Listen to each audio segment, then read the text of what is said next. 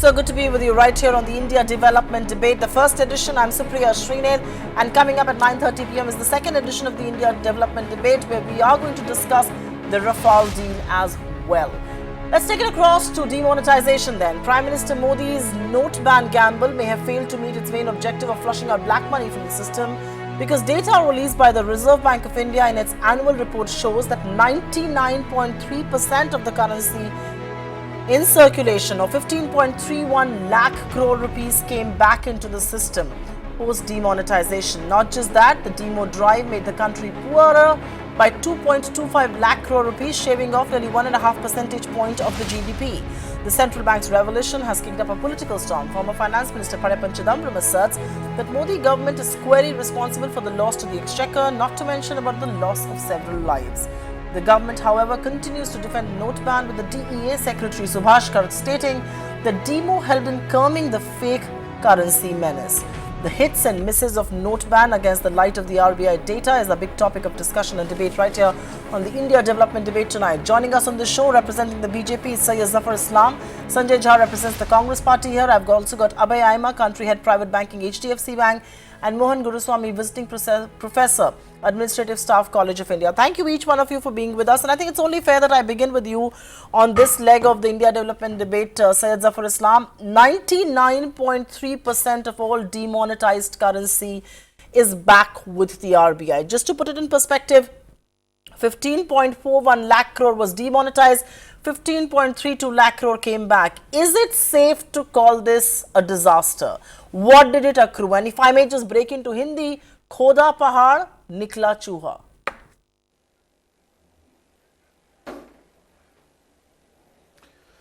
Supriya, I'm really surprised.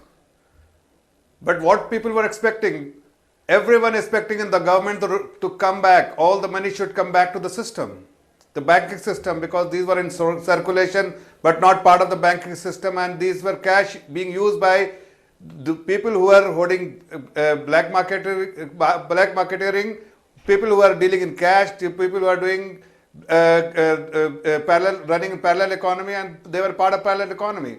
So it was important for this money to come back. At least you know who are the beneficiaries of these money, who had deposited in their account. Now you have the address. Now you have the identity. Now you have the legitimacy that these people were actually holding these cash. So it was expected and it was anticipated by the government that money will come back. But it was important that this money has come back, and it is good for the system that at least we know that there is parallel economy was running, and now that has become part of the system. Secondly, what is more important, that people are talking about that it's a flop show, as you're showing in your screen. It's not a flop show. One stroke of pen, we have achieved many objectives. Large tax base, digitization. Then you see that how much tax base has improved. Number of accounts which were actually more than 2.03 lakh accounts are being investigated because money has come on those accounts. Right. And those were not people who were filing income tax returns. They were non-filers. Okay. Now at least we know that these people are filing returns, they have paid the tax, and it is being investigated. Okay. Secondly, the money in circulation at that point in time was so steep. Today, everything is in control. It is 88% of what it was pre-demonetization. Okay, give me a minute. Syed So Zafar the Islam, benefits are huge. No. Digital transaction has gone, but more importantly, Okay. it was Zafar Islam, an initiative against and the efforts against against people making black money. Okay, Syed Zafar Islam, stop there. Stop there for a minute. You've given your opening comments, and in your opening comments, you're essentially insisting that we have been pointed in the direction of parallel economy. We have been pointed in the direction of people who are hoarding money. We now know who these people are who deposited money in bank accounts. We now know the identification. We've seen the tax base expand. Yes, some of that is true. Some of it is not. But let me get Sanjay Jha for his opening comments before I go across to the experts like Mohan Guruswamy and Abhay Aima in this. And Sanjay Jha, what Syed Zafar Islam says is that there is a parallel economy, and we have perhaps been pointed in that direction. I'm not a big fan of demonetization, but even then, is that a positive outcome of this? Supriya, let me tell you, I think Arun Shori correctly described demonetization as the biggest money laundering scheme ever in India's history.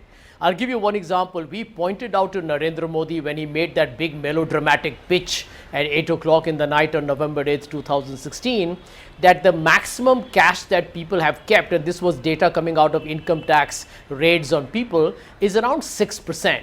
So ideal situation, and this is the question, Supriya, that we need to investigate, and we will one day, is that ideally they should have managed to get at least 5 to 6% of the cash, in terms of black money, which shouldn't have come back into the system. What does it mean? It means that if only at the end of the day, only 0.7% is the money that did not come back, it means many people were tipped off, which is why they were managing to convert their black money to white. And this is a very serious underlying message of the RBI report. Look at the other point. So black money, let's not even talk about it. It's been a thorough failure. And I think Narendra Modi owes an apology to the people of India. It was his decision, his unilateral decision. Okay. Informal sector got disrupted.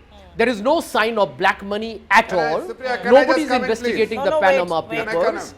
And look at the cash. Just a minute, don't interrupt me. I did not interrupt Okay, you. go Let's ahead, have a mature Sanjay, go debate ahead, here, please. go ahead. And if you look at the cash today, the cash as a percentage of the GDP at 2.8%, as given in the RBI report today, is at a 7-year high. It tells you that digitization is an evolutionary process, and demonetization may have given it a slight push. But these things happen as an economy becomes more sophisticated and Sanjay becomes Jha, more, shall we say, electronically all right. driven. Sanjay There's no major story there. Sanjay And Jha, my I one point, appreciate just your- one last point, Supriya, just No. one last point. Very What good. happened to terrorism? What happened to stone pelting? there were four Nothing objectives. stopped. Yes. So There this is were- a massive spin. Okay, and Sanjay Jha, Narendra I Modi get your needs to point there. apologize There to were the four people in large India for a objectives of monumental lie. demonetization, whether it was a clampdown on fake currency, whether it was a clampdown on corruption, on black money, and on nixing terror funding. I am still curious to find out which of those objectives we've achieved. But let me take this across to Abhay Aima. Mr. Aima, currency worth 15.42 lakh crore was demonetized. 15.31 lakh crore has been returned to the RBI, and I disagree with you, Syed Zafar Islam. People in the government on record in interviews that I did during demonetization said we expect 3.5 to 4 lakh crore not to return to the system. What has not returned to the system is only 13,000 crore rupees. But in any case, Mr. Aima, was this then an exercise which was done in futility because only 13,000 crore hasn't come back? And I'm curious to find out from a neutral expert like you that which of the stated objectives of demonetization has actually been achieved?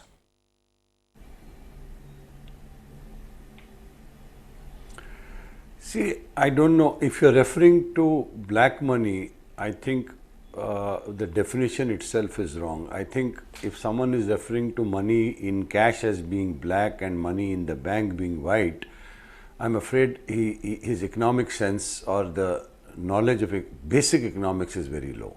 Just because money has come back is in the banking system does not mean it is white for sure.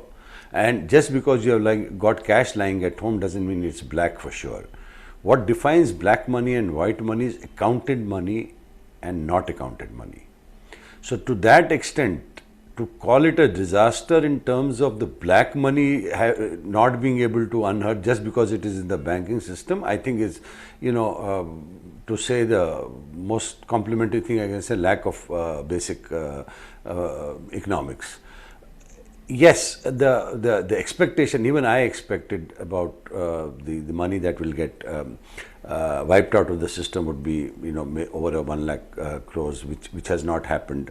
But that is because of the ingenuity of the people who can, know how to use various ways to defeat the system. An exercise of this nature has not been attempted anywhere in the world before. So yes, there is a shortcoming in that part of it, but because the money has come into the banking system doesn't. But what is important is, as I think the BJP representative just pointed out, that from now onwards, this money can be traced and accounted for, which was not possible previously. So to that extent, the impact on the GDP and the degree of difficulty that happened to the people compared to that, 2 lakh crore or 1 lakh crore plus that people are expecting to get written off has not happened. Yes, it's a disappointment, but to say it's a disaster, I think is carrying it a bit too far. It is an attempt that was, I think, made with good intention, and it was, if I could take the possibly comment on the politics of it. It is much better than politicians not doing anything at all than someone trying to do something. So inaction is not necessary. When you take action, sometimes it goes exactly the way you want it, sometimes it doesn't. But at least I will give credit for the fact that even though it was a politically dangerous move, that someone attempted to work on it. Okay. So I think the opposition. Go into, words like disaster. Abhay Aima, you make an interesting point there. You were saying that, at least someone tried to make a move. Critics will say, what was the need to make a monumental move like this? Because look at the kind of impact it has had. It has shaved off 1.5 percentage point from the GDP. It has led to job losses, SMEs and all of that. But your point well noted that the intention was to make a move. We can't just be silent spectators. Mohan Guruswamy, if I come to you, do you agree with Abhay Aima that at least a move was made? And if not, then where does the buck stop on this one? Who's responsible for what seemingly looks like a failure? And will you concede though that at least the attitudes of people have changed? People are wary of hoarding black money anymore. 2 points. One is that there's a saying, road to heaven is paved with good intentions. So, you might have had the intentions, but the path was wrong. First of all, the amount of black money or so-called undeclared money, wealth, is very little in the bank, in the cash as cash. Most of it is held abroad in the form of gold, in the form of property and other instruments. Very little is held in cash. What you really have in cash mostly is cash in stock, cash in transit, which moves around in your everyday life and in business. Even today, we're still a cash economy. So you need cash to pay daily. But the costs incurred to unearth that chimera was huge. We're talking about 2.5 lakh crores. RBI alludes to some kind of slowdown also. And that cost, you can say that, I've got 15,000 crores, like you said, pahad khoda chuva mila. So chuva hi mila. And that is the point we're making. We're not saying it's that keeping black money or not going after it is a good thing, or it should be done. But there are intelligent ways of doing it. For instance, if you wanted to flush this money out, you could have just said, this is a currency exchange. Take 6 months, bring your 500 rupee note, bring your 1,000 rupee notes, and change it into new currency. You'd have been ready for it. But you were not. What you did was you completely stopped the economy, brought it to a standstill, sent off all the cash laborers. 150 million people are in the cash labor sector. That is, they get daily wages. You drove them hungry without money for food because they were not getting wages, jobs. They went off to the villages. We're still estimating that there are 20 30 million jobs lost. Okay. So that cost is huge. Mohan Guruswamy, you made an important point there. The important point is that 2.25 lakh crore was shaved off from India's economy because of that one move alone. Syed Zafar Islam, how are you going to defend the position? We saw a 1.5 percentage point shave off from India's GDP. There were job losses, SMEs shut down. You can't say everything is hunky-dory because look at anecdotal evidence that's available and you can't live in denial.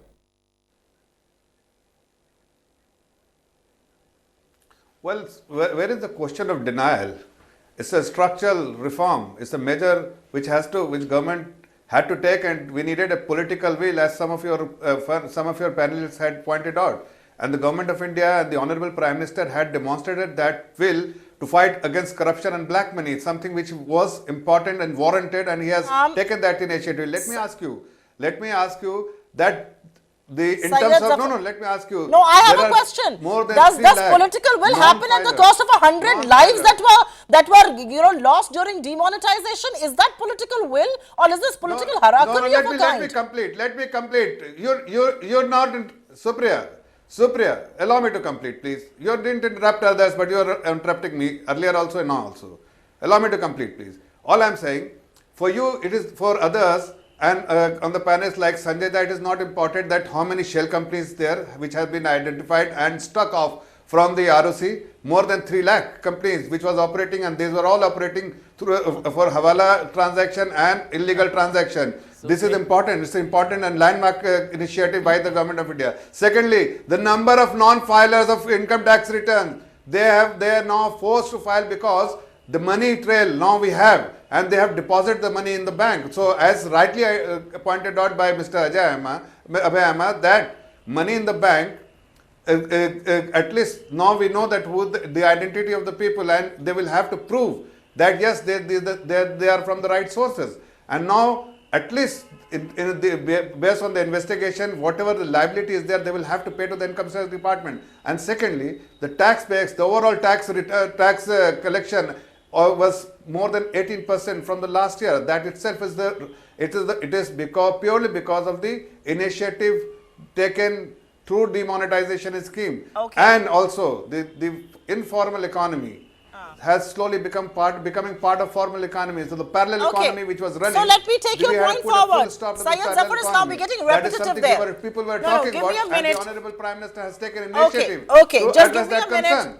Syed Zafar Islam, give me a minute. I'm going to take your point forward with Sanjay Jha. I just request each one of you to be brief so that we can cover a lot of ground. Sanjay Jha, that's a valid point that Syed Zafar Islam is making. That as a consequence of demonetization and then of course GST later, we have seen formalization of the economy. There is a 26% jump in income tax return filed. There is a 16% rise in new income tax pays between fiscal year 18 and fiscal year 17. Isn't that a positive outcome? Number of shell companies have shut down. So, you know, we can demonetization, but the outcome, the consequence of that, which is formalization of the economy, has happened, and you can't deny that either. Supriya, look at the hard data. The RBI report says that the number of frauds in India is at an 8-year-old high, 5,825 in terms of numbers, and in value at 41,000 crores. What is it telling you? That, you know, end of day, they can cherry pick whatever data they want. But I remember Narendra Modi's speech. I heard it. I heard it when he said black money will be Question. There obliterated. has been a rise in income tax pays. No. I'm stunned. There has been a Just rise a in minute. the income I tax will not base. say You that can't as well. deny Let me that. tell I think Mr. Sanjay Jha, No, wait. Syed Zafar Islam, Sanjay please Jha. wait. I'm answering you. Just give me just See the benefit one of- minute. Syed Zafar Islam, please wait. It's not your turn to Islam talk. bhai, don't interrupt people. Yes. Don't interrupt people. Go ahead, Don't Sanjay interrupt Jha. people. Let others finish. Let me tell you one thing, Supriya. Let me tell you one thing, Supriya. I'll tell you, this is the shocking, shall we say, callousness of one of your panelists I heard, who said, you know what? You must congratulate Narendra Modi for this bold step. Even if 140 people are dead, it's all right. It's an experiment.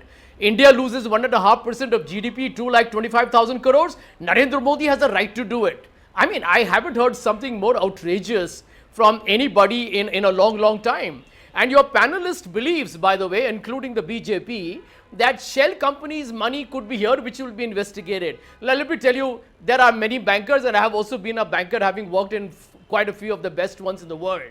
And no one with black money is going to keep a significant portion of their assets in a bank account.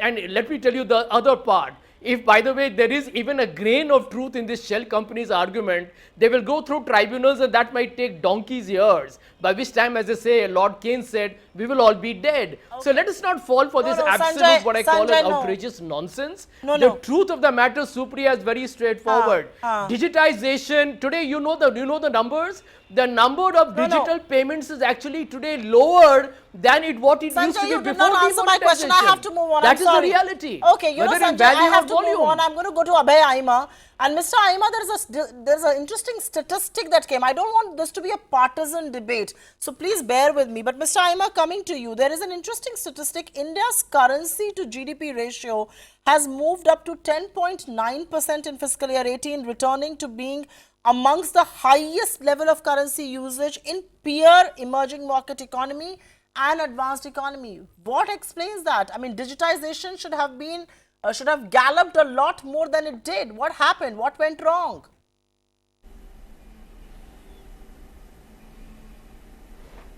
See, you saw the sharp increase in the digital use while demonetization was going to happen. It has come back.